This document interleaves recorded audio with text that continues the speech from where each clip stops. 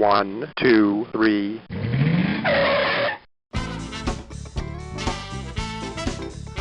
Bem-vindo ao Paladar Distinto, seu podcast de gastronomia. E o tema de hoje é sobre café. E eu tenho a honra de falar com a Djalma Franco, empresária, coffee expert e precursora no conceito de café especial no Brasil. Tudo bem, Djalma? Oi, boa dia, boa noite, boa madrugada para quem está me assistindo, eu não sei de onde, né, Gabriel? Prazer enorme falar com você. Nossa, que legal, Djalma. Vai ser bem bacana aí conhecer mais, né, sobre a sua trajetória, né, aí que eu até comentei, né, pioneira aí no café especial no Brasil. Tem tanta coisa bacana, né, pra gente saber sobre tanto café como empreendedorismo, né? Poxa, sobre as suas lojas, sobre seus cursos, então vai ser bem legal. Mas, Djalma, eu estava estudando um pouquinho sobre a sua história, né? Me confirma se é isso mesmo, mas foi na Bélgica que surgiu aí a paixão pelo café, aí o start, né? Falou, nossa, que café diferente e tal. Foi lá em Bruxelas, foi isso? É verdade. A Bélgica, na verdade, quando eu estive lá, pela necessidade que eu estava, num dia muito frio, eu queria entrar no lugar para me aquecer, não necessariamente para tomar café. Eu queria entrar, eu achei uma cafeteria, chocolateria, e eu queria entrar para me aquecer. E aí era uma cafeteria e fui prestar atenção em tudo aquilo que eu estava vindo lá. Então, era vários tipos de grãos de vários países, já tinha uma pessoa sozinha para atender. Isso é muito legal, né? Porque é uma cultura que a gente não tinha no Brasil, né?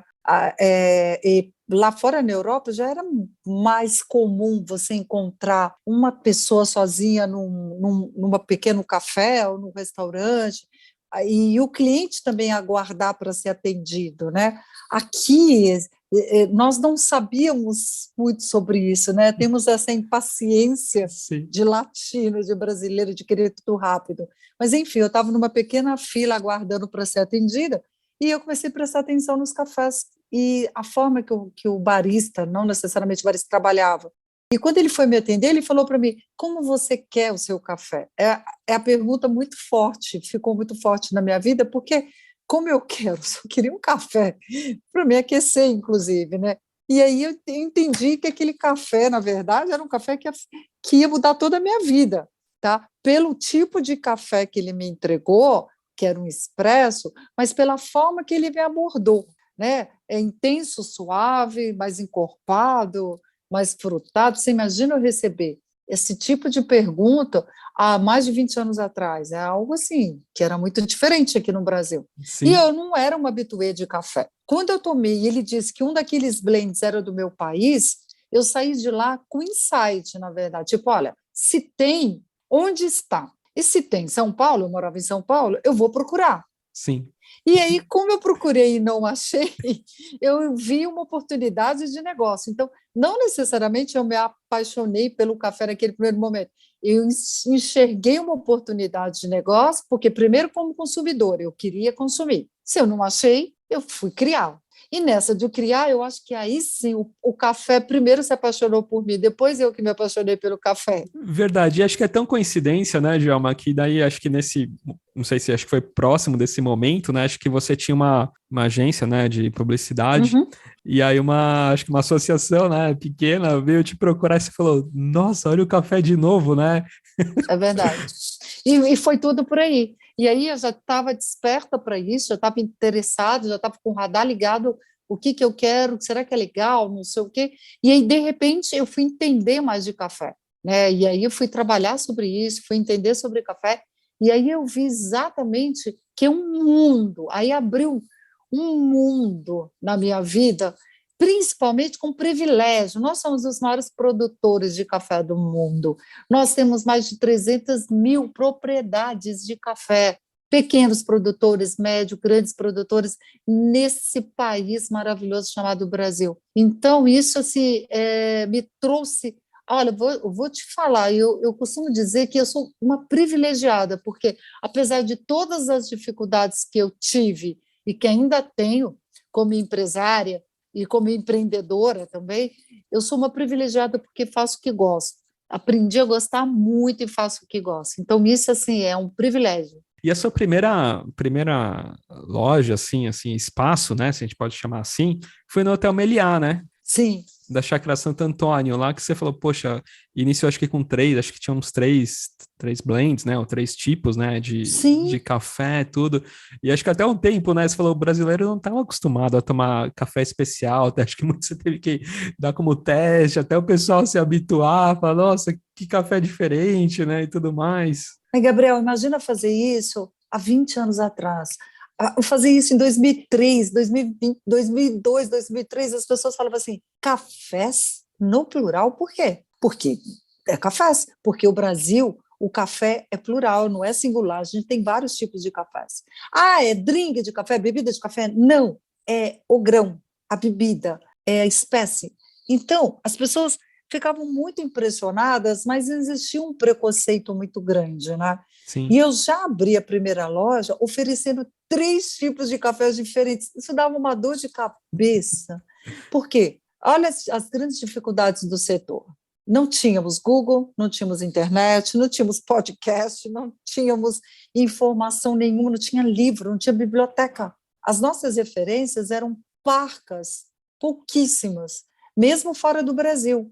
Mas já existia o conceito de cafés especiais, mas nós não tínhamos nada aqui. Tudo que era bom no Brasil, que estava sendo feito, que era pouco, ia tudo para fora, não ficava nada aqui. Por quê? Porque não tinha mercado. Eu sim, escutava isso dos produtores. Mas por que você quer comprar esse café caro? Compra o café comum.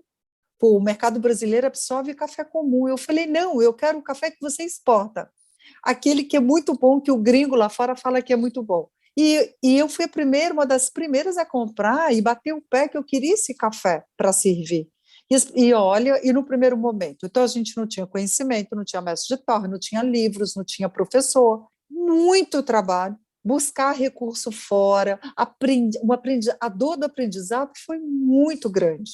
E além disso, ó, além de faltar conhecimento, a gente não tinha profissionais, tinha exato. que criar a profissão. Aliás, vou te contar, se você não sabe, eu fui uma das pessoas que ajudou a escrever a lei para profissionalizar o barista no Brasil. Olha, que bacana. E dia 24 de maio, é o dia do barista no Brasil. Então é bom você já saber e os seus ouvintes saberem que dia 24 de maio é comemorado o dia do barista e com muito orgulho eu ajudei a escrever a lei. Olha, parabéns. E até falando sobre isso também, você foi aqui, né, ajudou, né, na primeira feira, né, de café especial e também no primeiro campeonato de barista também, né? Primeiro campeonato de barista do Brasil, nós tínhamos 17 pessoas assistindo e 10 pessoas competindo. Mas as pessoas competindo não eram baristas, eram pessoas que já gostavam de café. Eu me lembro que tinha uma moça que trabalhava numa livraria. E eu perguntei para ela: você gosta de café? Adoro café. Quer participar do campeonato? Quero, vem cá. A gente se inscrevia assim. Olha só. Mas tinha alguns que já tinham um pouco mais de conhecimento, claro, mas a maioria não. Escuta, a pessoa que a gente conseguiu convidar na época para ser nosso jurado um chefe que estava despontando naquela época, que chamava Alex Atala. Ele foi jurado do primeiro campeonato de barista. Eu vou até lembrar ele, talvez acho que ele nem se lembra disso, porque quando você está no início de carreira, você faz um monte de coisa, né? Você chama ali, mas ele não, ele já era um cara que eu tinha super admiração. Passei no restaurante dele, convidei, aí reforçamos depois pela assessoria de imprensa e ele foi, e foi muito legal. Então, a gente fazia o primeiro campeonato de barista no Brasil, a gente fez no segundo andar de um supermercado, no restaurante do Empório Santa Maria. O rapaz tinha um espaço lá, como se fosse uma cozinha, assim, meio Sim. gourmet. Ele falou: pode fazer aqui. Nós fizemos lá. Hoje, o campeonato de barista reúne muita gente. Olha, a última vez que teve, que foi na SIC Belo Horizonte, se não me engano, foram mais de 5.000 pessoas aquele dia passando pelo estande. Nossa, 5.000 pessoas. caramba. Então, assim, é uma evolução, né? É uma alegria. E fazer que você fez parte desse início, não sozinha, mas tinha outras pessoas também, eu acho que foi um momento que foram poucos que carregaram o piano, mas poucos com muita força, com muito braço, querendo que o piano fosse carregado, sabe? Nossa, que legal, Djalma. Entrando um pouco mais assim no, né, nesse trabalho que você faz aí, que é fantástico, né, para as pessoas conhecerem, né? tem a marca, né? Aí o barista e tudo mais. E esse trabalho que vocês fazem com os microprodutores, né, Djalma? Como Sim. que eles vêm até você? Você também faz esse trabalho de pesquisa também, né? Muito aqui em São Paulo, Minas, né? Serra aí do Caparaó também, Goiás também. Conta um pouquinho desse trabalho. Assim como a gente, como o mercado foi amadurecendo, os pequenos produtores, a gente começou a dar voz para eles, tá? Eles não tinham. O pequeno produtor, ele, a grande maioria cuidava da terra, da sua produção, seja a sua lavoura de café ou de laranja ou de morango, simplesmente para entregar para a cooperativa, simplesmente para entregar para um maior. Então, ele não ganhava dinheiro. Ele usava aquilo ali como sustento mesmo, sabe? Ele não era um negócio para ser lucrativo, era só o sustento dele e da família. E aí, convivendo muito, porque eu vou muito até hoje, e adoro, mas eu ia muito. As pessoas acham que é para fazenda, para fazer turismo rural. Não é. É ir para fazenda para fazer imersão exatamente naquilo do que está acontecendo na terra. A terra é mutante, o tempo muda, o terroir influencia, se ele adubou correto ou não, o processo dele de cata, tudo isso influencia. A falta de dinheiro para comprar os defensivos, quer dizer, tudo isso influencia.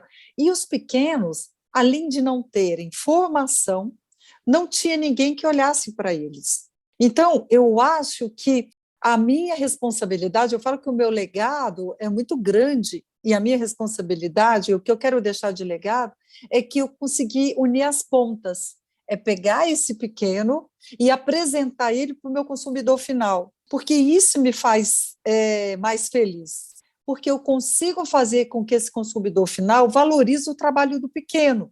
E isso não é marketing, não, viu? Isso é realidade mesmo. Eu faço isso há muitos anos. E indo lá, vendo a dificuldade dele e pensando como é que pode melhorar, para ele melhorar o que ele está fazendo lá, para ele se transformar um SA, né, um limitado da vida, né, ele virar um PJ, porque para ele valorizar o que ele está fazendo, porque às vezes ele fazia um excelente café e ele não sabia. Você acredita que tem vários produtores de café até hoje que nunca beberam o café dele torrado como bebida? Você acredita? Ele apenas faz o grão, o verde, né? Ele entrega, vende. Mas não tem torrado. Não. Então ele não sabe a nota que tem o café dele, ele não sabe o valor que tem o café dele. Ele acredita no valor, o terceiro do café dele. Sim. E isso eu fiz um trabalho de formiguinha, mas fazer eles entenderem que é importante. Ou vai entender seu produto, ou você que tem que beber. Se o outro vai dar uma nota X, você tem que saber se está dentro do seu parâmetro ou não, porque foi ele que pôs a mão ali, foi ele que cuidou, foi ele que sabe se geou, foi ele que sabe quantos dias aquele café ficou no terreiro, quanto tempo aquele café foi seco, se foi seco no secador, se foi seco no terreiro, quer dizer, tudo isso é importante. Então, eu acho que aí eu comecei a trazer os pequenos produtores para virem dar palestrinhas na loja de São Paulo, na loja Conceito do Barista, para aproximar. E vou dizer mais, eles falavam para mim, mas Gelma, o que eu vou falar lá? Fala sobre você, fala como é que é seu dia a dia, fala das suas dificuldades, fala qual é a sua paixão de fazer esse café. Porque fazer café especial não é só uma decisão de cultura na lavoura, é paixão. Sim. Porque não dá grande rentabilidade e nem dá muita produtividade para esses pequenos. Tem que ter muita paixão, tem que ter muito brilho no olhar e falar, eu quero fazer. E tem sobre esses produtores, assim, né? Tem também sobre os cafés, assim, um pouco mais exóticos também, né? Até do nosso amigo aí, o Henrique, né? Lá do Café do Jacu também, né? Que além desses, né? De todos os cafés especiais, tem esses que é super exótico também, né? Então, se a gente falar de varietais, digamos que a gente está falando que nem vinhos, né? Tem várias uvas, tem uvas que são específicas só para vitinicultura, né? E tem uvas que são feitas só para varejo, né? Para fazer suco, ou então para consumir como fruta. Mas o café não. O café, das 4.000 espécies, somente 2 são consideradas como servem para bebida, né? Que a gente chama que é o canéfora e o arábica. E dentro do arábica a gente tem várias ramificações. E dentro dessas ramificações tem algumas que a gente já sabe que faz muito sucesso no Brasil, porque a gente tem vários Brasis, né? A gente tem terra maravilhosa, clima diferente, que a gente fala do arara, que a gente tem o Mundo Novo, que tem o catucaí, que a gente tem bourbon vermelho, que tem o acaiá, isso tudo funciona. Até hoje eu tenho produtor que fala assim, Djalma, o que você acha de eu plantar, por exemplo, o icatu na minha fazenda? Aí eu falo, depende. Primeiro que eu não sou engenheiro agrônomo. Segunda coisa é que depende quanto você tem de altitude, que solo é esse, já fez estudo de solo? O sol bate de manhã, bate de tarde, é sombreado. Eu não sei se essa varietal vai dar certo lá. Sim. Né? Não é uma pergunta que eu sei responder. Eu sei dizer o seguinte, que na hora de eu beber esse café, se ele vai estar bom ou não. Agora, o restante, eu entendo um pouco da porteira para dentro, mas não é a minha especialidade. Sim. Mas o que eu sei, que eu acho que a gente tem que falar que é muito louvável, todas essas varietais, tem uma delas, a origem mesmo é brasileira, mas tem uma que sabia? Que é a Catuai. A Catuai é origem 100% brasileira. Olha, que Isso é muito bacana. bacana. Catuai, 100% brasileiro. O IAC, o Instituto Agronômico de Campinas, tem vários estudos, identificaram. É bem bacana a gente dar valor para as coisas que são feitas no Brasil, né? E temos os cafés exóticos, claro. Os exóticos, não necessariamente os exóticos mais valiosos, eu vou dizer para você que são os mais prazerosos, saborosos na boca, porque cada um tem um paladar, concorda? Com certeza. Mas, dos exóticos que eu conheço, claro, né, o jacu é incrível, porque além da particularidade, né, que ele é um selecionador natural, e eu vou Olha. muito na fazenda, lá na Camusim, eu acompanho, eu sei o quanto que é difícil conseguir aquele café, porque ele é muito esperto, o jacu, a família do jacu. Pega, só que tá na hora só na hora quando a cerejinha tá certinha que ele vai, maturação perfeita, né? Lógico, a maturação, o açúcar ideal, ele é um selecionador natural. Mas, ao mesmo tempo, é incrível, porque, além desse café, ele é realmente um café que te dá um prazer de tomar, né? Quando você conhece a história, então, você sente mais prazer de tomar pela própria história, por ser exótico. Até mandar um abraço para ele. Quem está nos escutando, eu gravei um episódio com o Henrique, né, sobre o Café do Jacu, episódio 75, então fica a dica aí quem quer escutar e saber mais sobre a história Muito do legal. Café do Jacu. Mas me fala, Djalma, você estava me contando sobre alguns outros, né, cafés assim especiais aí, exóticos. Eu tenho, na verdade, assim, existem 4 cafés exóticos do mundo, assim, que é o Jacu, né, o brasileiro Jacu, do Henrique, da Fazenda Camusim. A gente tem o Black Ivory, que é o café da Tailândia. A gente tem o Kopi Luwak, que é o café da Indonésia. E a gente tem um café africano do Monkey Coffee. Desses 4, o único que eu te confesso que eu não tive coragem de beber é o do Monkey Coffee. E eu vou te explicar por quê. Então, eu vou começar a contar para você que o Black Ivory é um café que eu fui conhecer a fazenda, fui conhecer uma das fazendas na Tailândia. Te confesso que é exótico, mas ele não é um selecionador natural. Por quê? Porque é elefante. E elefante não é um selecionador natural. Ele é, na verdade, ele é apenas um tanque de fermentação, porque ele faz com que o café que está ali, ele é entregue por alguém. Alguém vai lá e leva esse café para ele, tá? Ele não foi ele que escolheu. Eles misturam esse café na alfafa, no capim que ele come. Ele é misturado na coisa dele. E aí ele fica no estômago, faz todo o processo de fermentação, e aí a gente cria dentro dele um café altamente sem acidez. Olha. Mas o jeito de fazer esse café me deixou muito preocupada. Por quê? A Tailândia é um país que não tem muitas regras de cuidados, assim. Claro que o café sai inteiro também e tal. É um café que dá para tomar, mas me preocupou, assim, não dá para fazer, não tem o rigor, o cuidado, como tem do jacu, sabe? Assim, é lógico também que eu não entrei em outras fazendas para conhecer, então eu também não posso julgar. Mas vamos falar só de sensorial. Tá. Sensorial eu achei ok, achei um café interessante, com baixa acidez e característica do local. Já o Kopi Luwak é um café também que o gato selvagem, ele também não é o selecionador, é entregue para ele, né? Também. Então, é diferente. Não necessariamente é o cerejinha, não necessariamente é o melhor, é café, né?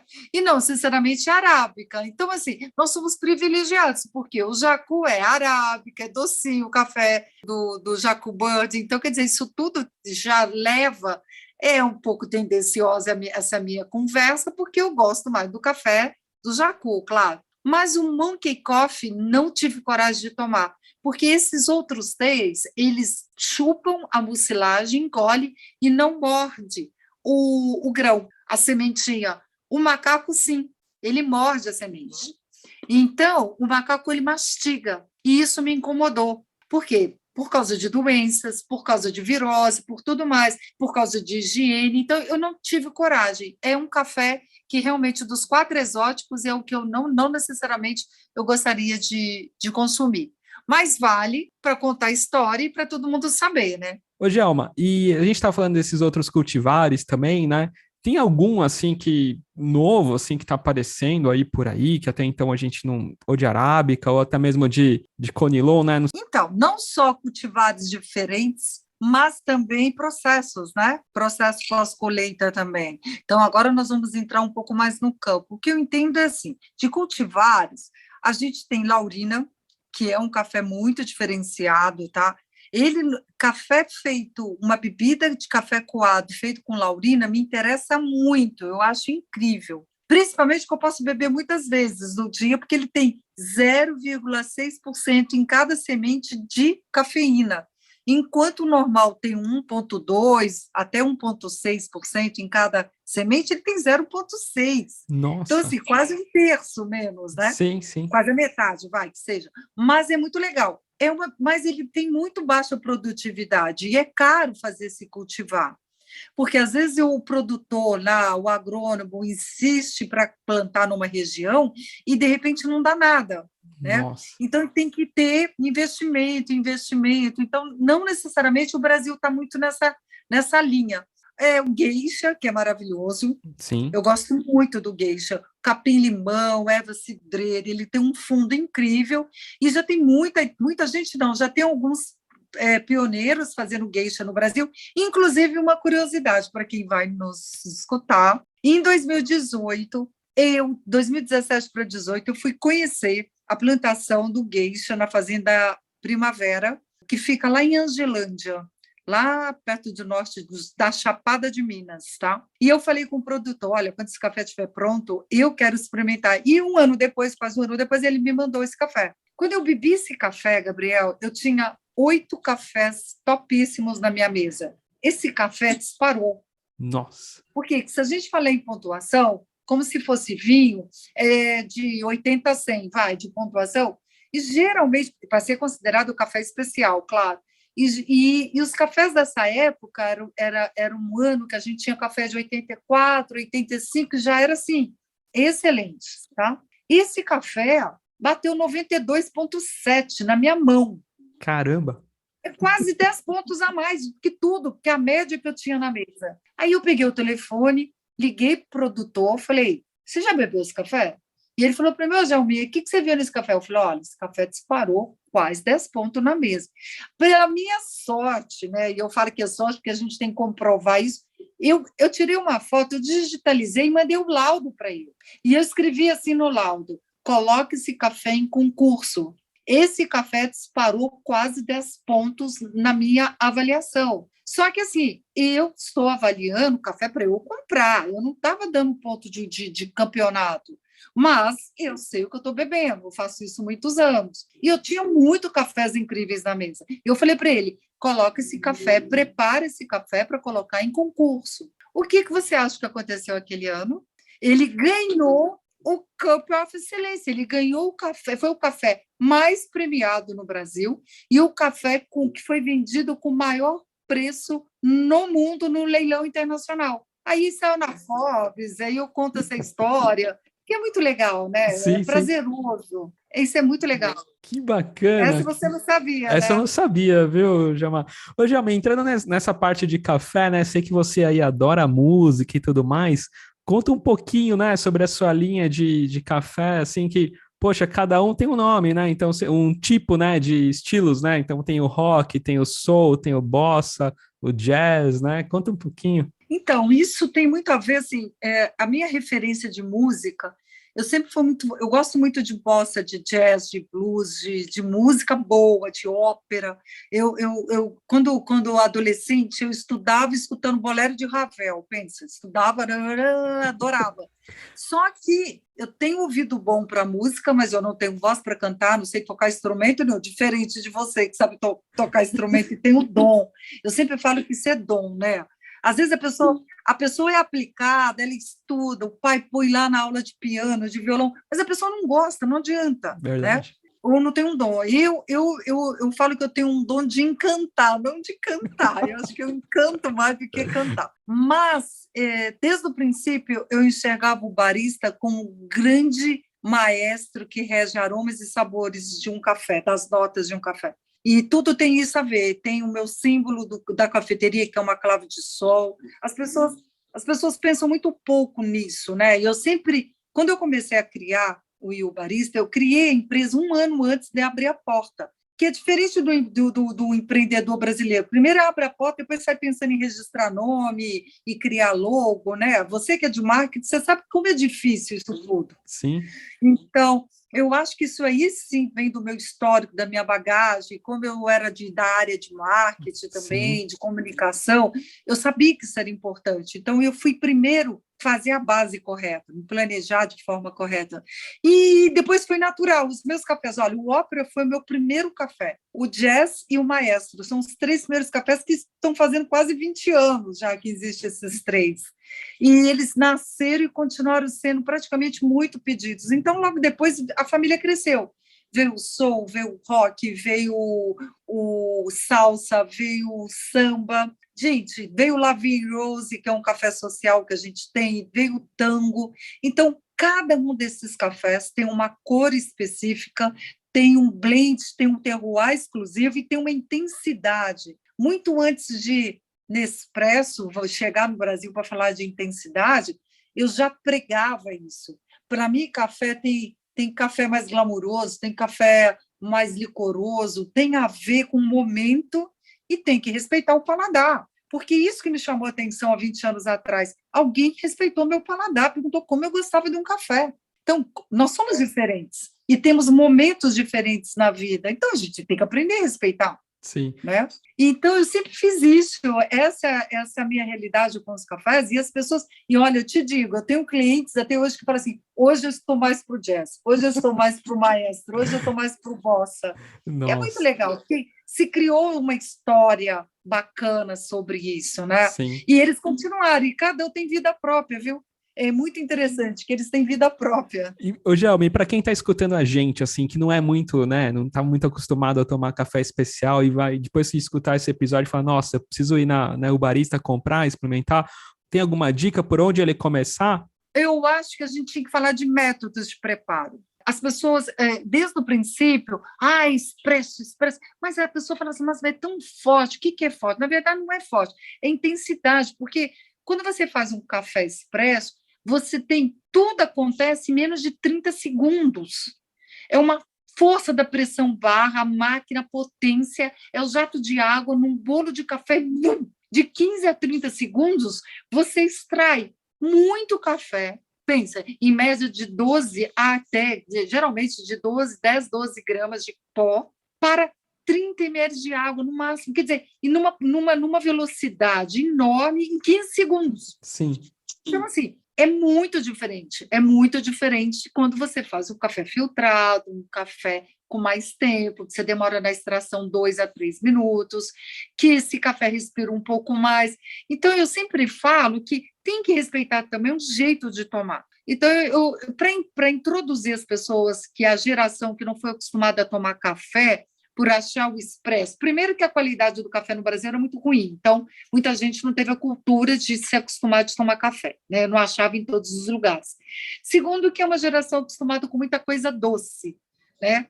desde criança, pirulito, mamadeira, sobremesa, a gente sempre tem essa coisa do doce. E aí, para tomar café especial, você tem que se abster um pouco do adoçante, do açúcar, porque senão você está virando outra bebida. Eu falo que, assim, se deu o direito de experimentar um café coado ou um expresso, primeiro sozinho, sem adoçar, para ver o quanto mais de açúcar você precisa ou não. Por quê? Porque quando você coloca açúcar ou adoçante, ou leite até, você está criando outra bebida, né? Sim. Então, eu acho que uma forma de começar é tomando um café filtrado e vai vendo as intensidades e ver o que te agrada. O mais legal é a pessoa descobrir que café é tudo diferente, café não é nada igual. E isso é uma oportunidade de trabalhar o paladar, pensar no olfato, na sensibilidade, sabe, de entender os sentidos. Eu acho que é um momento bom para isso também. Com certeza, a gente estava falando de método, e eu acho que também agora as pessoas, né, com Instagram, YouTube, aí conhecendo mais sobre café e tudo mais, também está conhecendo mais sobre método, né? Você estava falando. Nas cafeterias, você tem visto isso, as pessoas pedindo pelo método diferente, sei lá, um V60, ou, né, você tem coar, né? Acho que tem também outros tipos, né? Depois a gente vai falar disso, mas também lá na parte de cupping. Você vê as pessoas já antenadas muito mais, né, nessa parte de tipos de métodos, né? Sim, assim, as pessoas que estão nos ouvindo, é importante pensar assim, o que é método? Eu faço em casa um café coado, mas você faz seu café coado como? Por quê? Para cada tipo de método, você tem uma receitinha. E todo mundo tem uma receita, né, para fazer um café. Eu faço no Melita, que é o mais tradicional, que todo mundo conhece, né? Em casa, geralmente. Por quê? Porque foi Melita que trouxe, inventou, a dona Melita lá de muitos anos atrás, que agora não vou saber exatamente a data, mas eu sei que tem muitos anos, que é um filtro de papel, que é sensacional, que a gente usa até hoje. E que tem, assim, uma utilidade incrível. O que foi acontecendo e que foi se aperfeiçoando os tipos de métodos conforme a granulometria e o tipo de café. E o que você quer desse café? Quero mais acidez. Então, eu preciso de um orifício naquele filtro, no porta-filtro, que seja um pouco mais aberto. Por quê? Porque eu quero que seja mais rápido, eu não quero que demore essa extração. Eu quero um café que eu quero extrair mais doçura. Por quê? Então, eu vou fazer isso, isso, isso. Isso é muito bom, porque a informação está chegando de uma forma mais rápida, lógico que tem que filtrar, mas as pessoas estão muito mais interessadas, né? E com a pandemia, mais gente em casa, precisa aprender a fazer café. E aí eu vou ter um pouquinho mais de tempo para prestar atenção no que eu estou fazendo. Não simplesmente abri a torneira, coloquei uma água, joguei a água lá dentro, vou fazer o café. Não, tem uma receita, siga aquela receita, porque a gente tem tantas variáveis no café. Eu tenho o tipo de pó, a granulometria, que é a moagem, eu tenho a água, é filtrada? Quanto de pH tem essa água? Ela é alcalina ou não? Pensa, eu vou ferver ou não vou ferver? Como eu ponho essa água? Eu vou escaldar o filtro?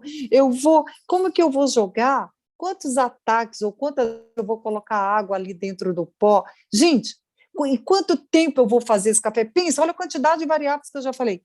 Isso tudo mexeu numa variável, você mexeu na receita. Então, eu sempre falo assim, gente, quer fazer um café?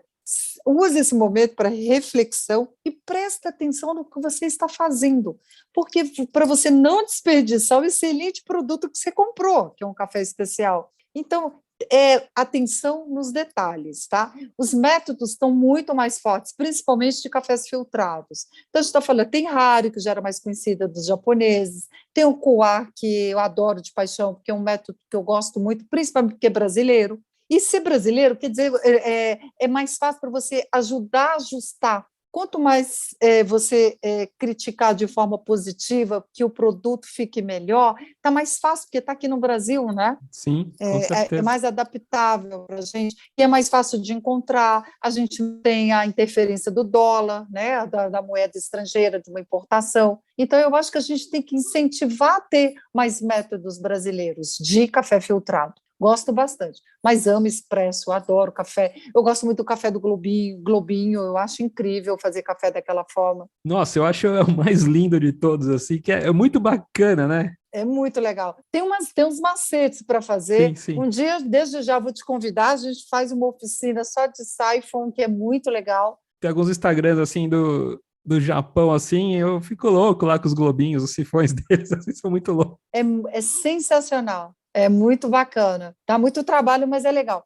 Agora, eu vou dizer para você, uma grande tendência que eu venho percebendo a gente tem momentos, né? Os momentos assim, primeiro os cafés, depois foram entendendo que existem cafés diferentes, mais intensos, mais suaves, mais ácidos, mais achocolatados, tipo de torra que influencia, ok. Nas cafeterias em geral, eu percebo as pessoas hoje em dia, né?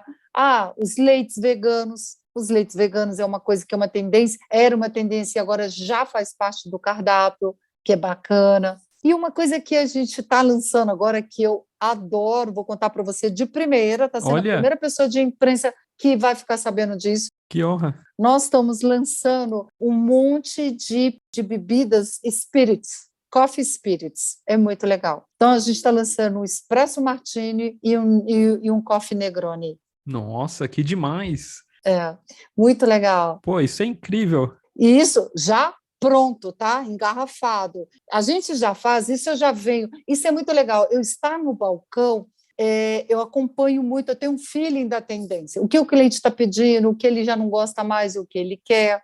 Né? Isso te dá essa proximidade, é muito bom, porque você aponta. E você vai vendo o que é tendência, o que é só curiosidade. Então, eu já estou um pouquinho além da terceira onda, quarta onda do café. Agora é o seguinte, eu já tenho um consumidor já com paladar mais, a régua subiu, mais Sim. exigente, e que ele já está começando a ficar pronto para experimentar outros tipos de bebidas. Né? Primeiro é com leite, que eram os cappuccinos, chocolatado, não sei o quê, os lattes, agora, depois os leites veganos, e agora eu já estou introduzindo esse meu cliente para ele conhecer os destilados e os spirits feitos com café, as bebidas, né, os drinks feitos com café. E isso é uma tendência mundial. Para você ter ideia, eu fiz uma pesquisa assim que eu para lançar, bati o martelo que eu queria fazer o Espresso Martini. O Espresso Martini é a terceira bebida mais pedida nos bares dos hotéis bacanas, considerados cool de Nova York. Que legal, muito bacana. Eu tenho feito diversos também podcasts, né, com mixologistas e tal, e, pô, Legal. sempre fico vendo, assim, também os drinks aí, tenho amigos na área também de coquetelaria, então é muito legal, parabéns, vai ser um sucesso. Muito sucesso. Vai ser a primeira cafeteria a lançar engarrafada no Brasil, a primeira marca a lançar já de forma autoral. Fizemos o Espresso Martini, fizemos o Coffee Negroni, eu já tinha o Gin Bossa, que era um sucesso na loja, mas esse era feito na hora. É lógico que fazer na hora é bem bacana, é legal, Sim. né? Mas aí a gente fez essas bebidas, o Espresso Martini e o Coffee Negroni, a gente fez em parceria com a PTK, que é uma empresa só de engarrafados, que é surreal, que é bem bacana. Então, eu acho que assim, o gin bossa a gente faz ainda manualmente, né? O bartender, o barista já faz, e cada vez mais a gente aproximar esses dois mundos, né? Coffee bar, sabe? Mixologia, o bartender, porque o café é um elemento que eles usam muito nos drinks, na Sim. coquetelaria. E eu quero cada vez mais aproximar esses dois mundos, porque o profissional ele fica mais completo. Com certeza, com certeza. Ô, Gelma, e falando em torra, né? Todos os cafés desses microprodutores, né? Vocês que fazem a torra? Todos os cafés. E cada safra a gente apanha tudo de novo. É como se rasgasse o perfil, a receita e começa tudo de novo. Por isso que eu falo, é muito complexo. As pessoas falam assim, mas é fácil fazer uma torra de café. Uma torra você pode fazer. O problema é você replicar aquela receita, exatamente aquela receita por várias vezes, sabendo que você teve safras diferentes, terroirs diferentes, temperatura, geou, nevou, secou, teve seca, quer dizer, tudo acontece e, de repente, você tem que buscar aquele café para achar o tom certo, o perfil certo da torra, a curva correta para trazer aquela receita que você tinha.